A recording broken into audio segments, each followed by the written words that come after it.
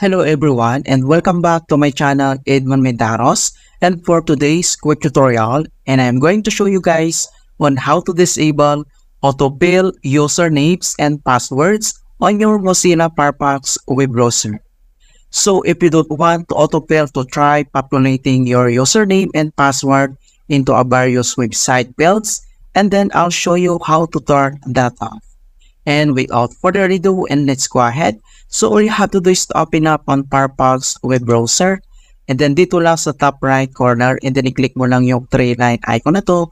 Ito yung tinatawag na Open Applications menu, so click mo lang yan.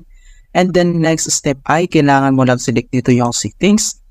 And then dito sa settings, dito lang sa general ay kailangan mo lang select dito yung privacy and security, so i-click mo lang yan. And then next ay kailangan lang natin mag-scroll down at hanapin natin yung password. Okay, so kung paano ba natin i-disable? So makikita mo dito yung associated passwords and then yung next, fill usernames and passwords automatically. So ang gagawin natin dito ay kailangan mo lang i-add check tong box. So add check mo lang ganyan. And then ganun lang po kasimple. Makikita mo naman dito yung other action settings na pwede mong gawin.